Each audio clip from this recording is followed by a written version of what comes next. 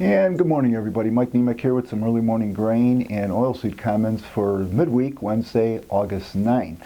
Overnight trade's pretty much static, give or take a couple of cents up or down across the board, so nothing really big to talk about as far as overnight movement goes. What we're working our way towards is tomorrow's USDA report. Very important report, because what's going to happen is the USDA is going to come out with the first time as far as field assessments go as what the yield is. So that's going to be the number one thing the trades are going to be looking at.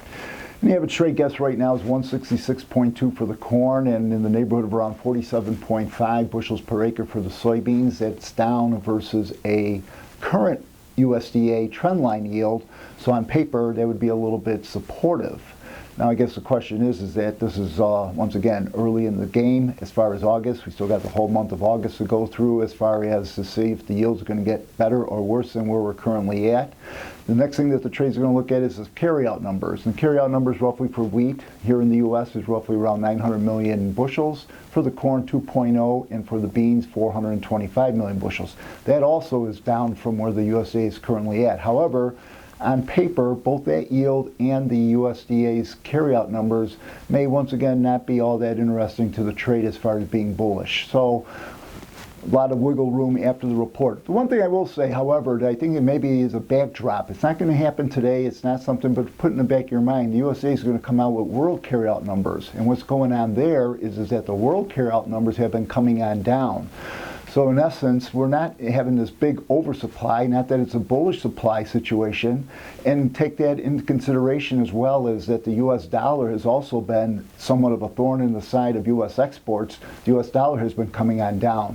And so theoretically going forward in here, we may have a better opportunity to do export business going forward with world carryouts coming on down, even though the U.S. numbers tomorrow may not be all that glossy.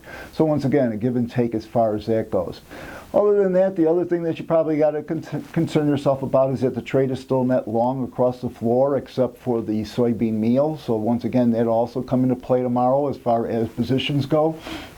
I would have to say personally, I think we're kind of static as far as where we're at, both fundamentally and technically, to the point that if we were to get a reaction on the downside in the corn, wheat, and beans with tomorrow's report, I guess I'd want to be a buyer.